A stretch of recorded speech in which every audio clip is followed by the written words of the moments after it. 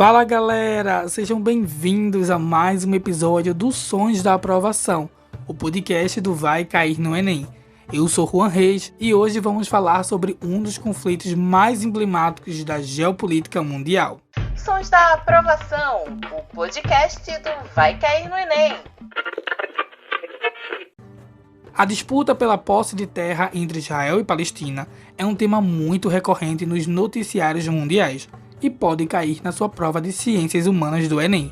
Porém, por mais que seja um tema bastante conhecido, é bem provável que você ainda não tenha compreendido a causa desse conflito histórico que parece não ter fim. E é justamente por isso que hoje convidamos o professor de filosofia, Renato Libardi, para explicar as raízes desse conflito entre Israel e Palestina.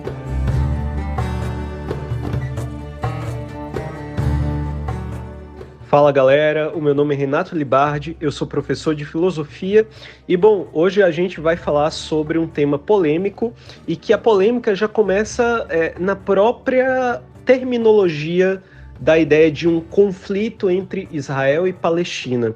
Então a gente vai falar hoje sobre a origem desse conflito. Algumas pessoas chamam de conflito. Eu não chamo de conflito, particularmente, eu vou explicar o porquê no decorrer desse episódio, tá bom? Então acompanha aí. A ideia do Estado de Israel, né, que alguns acham natural, né, a criação de Israel a partir de 1947 pela ONU, né, é a ideia de que o povo judeu precisava de um Estado.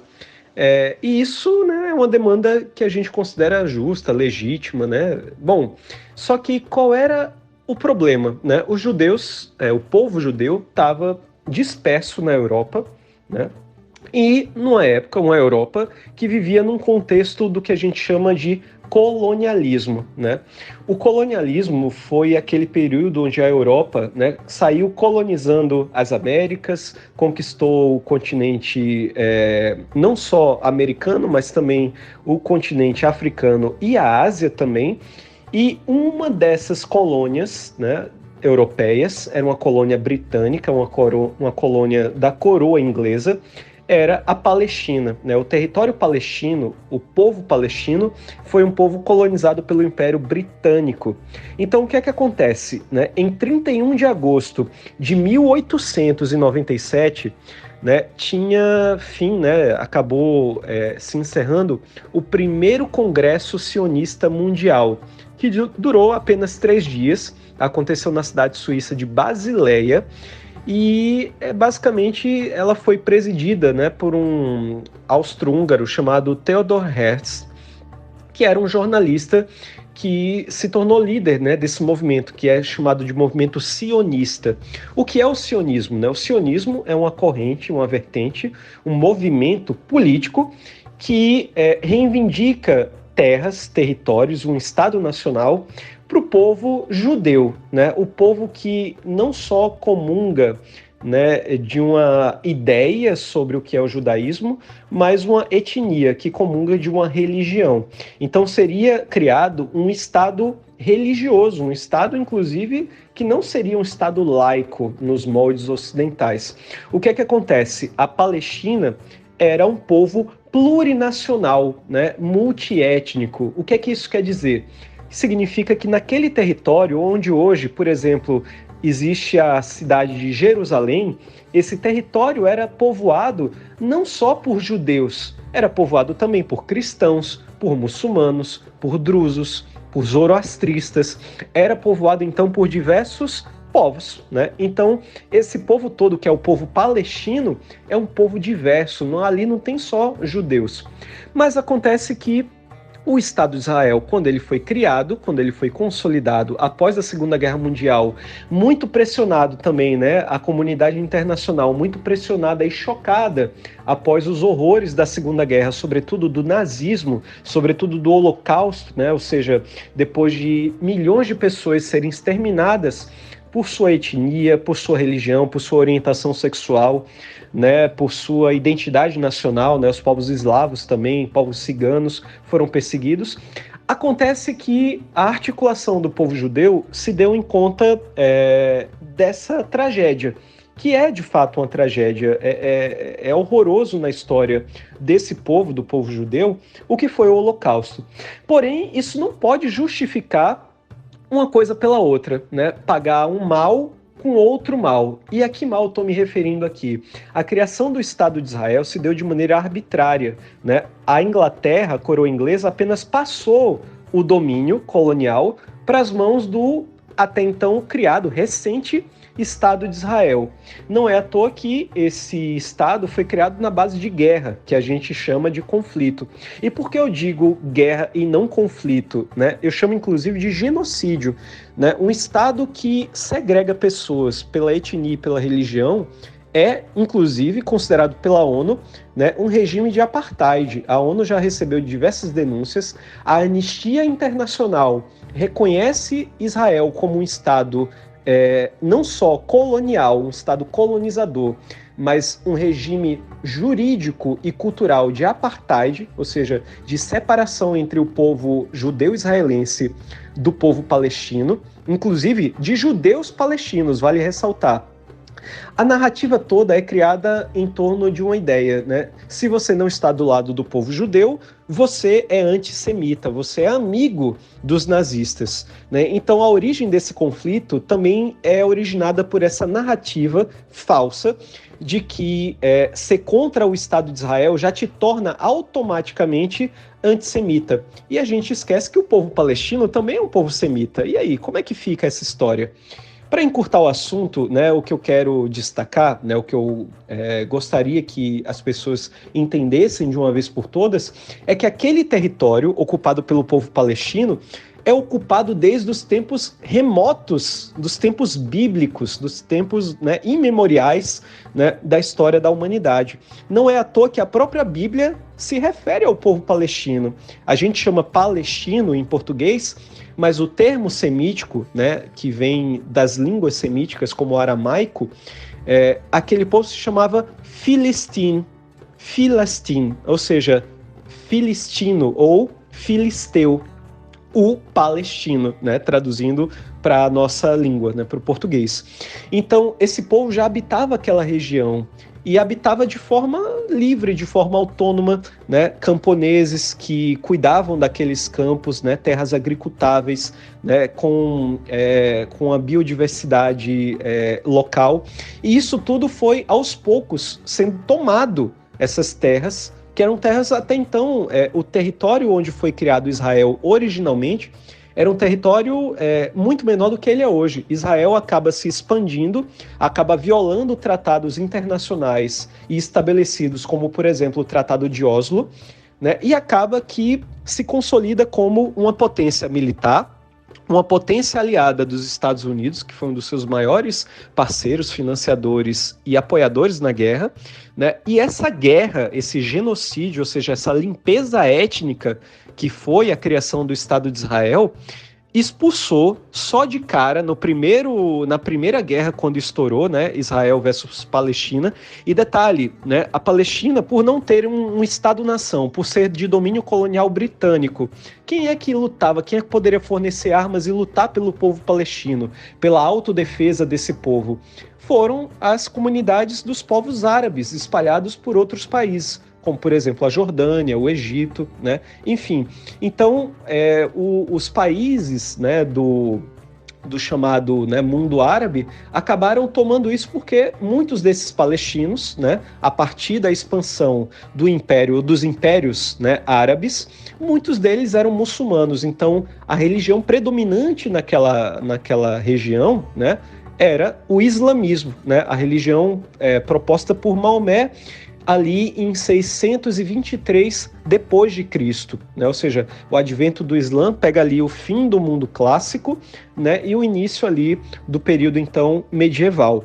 Então esse povo que estava ali, né, ele tinha várias características e eles foram sumariamente expulsos de suas terras por não comungarem da religião, ou seja, do judaísmo. Então, mais de 800 mil famílias, quase 1 milhão de famílias, saíram e foram expulsas pela guerra logo no primeiro ano da criação do Estado de Israel, num evento chamado de Nakba, que em árabe significa catástrofe, ou seja, foi um dia catastrófico, onde quase 1 milhão de pessoas foram exiladas, foram expulsas de suas casas por conta da guerra.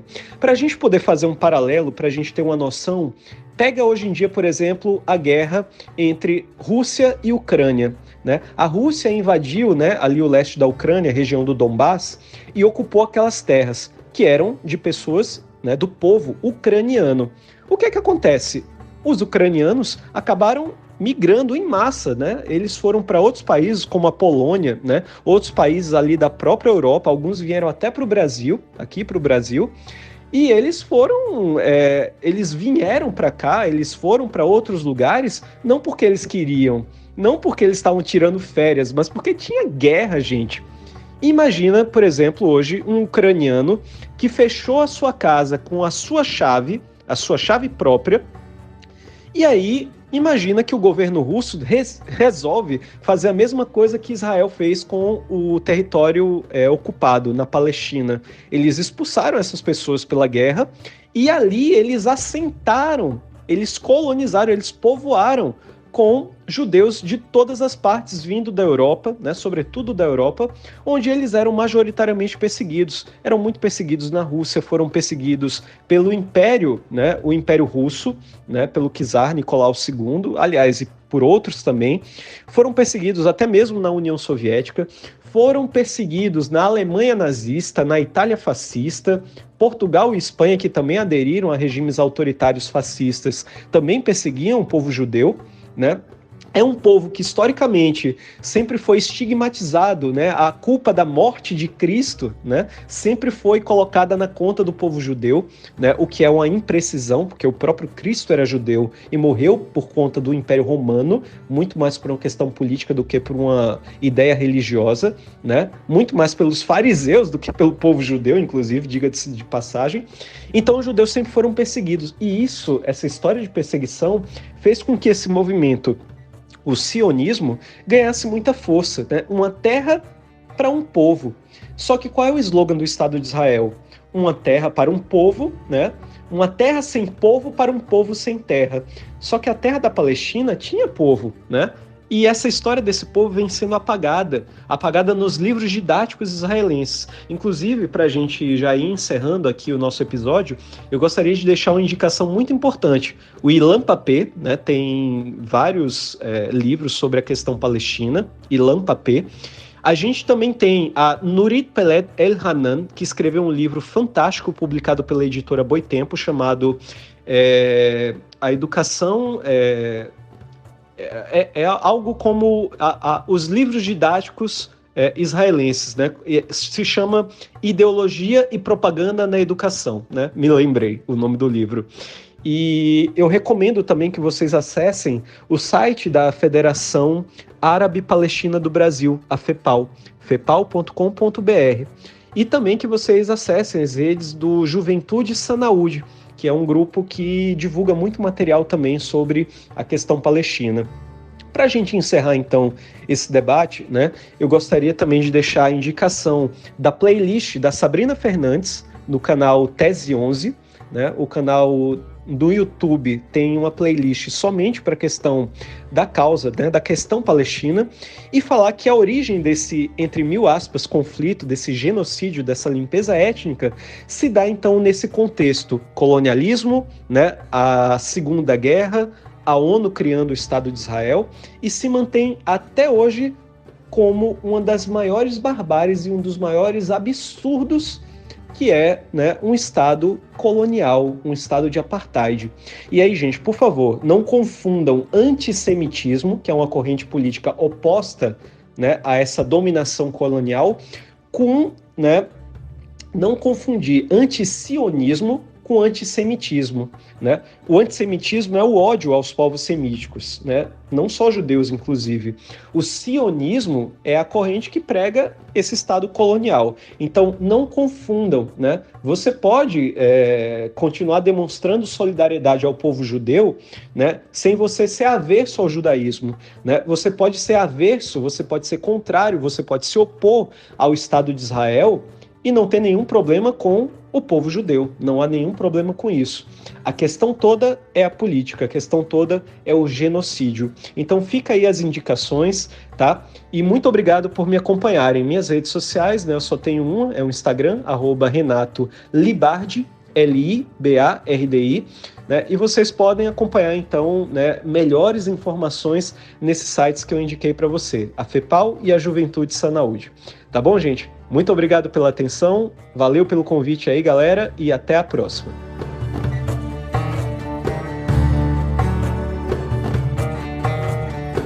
Vamos ficando por aqui, mas antes de encerrarmos, quero agradecer ao professor Renato e a você, fera, que está aqui nos ouvindo.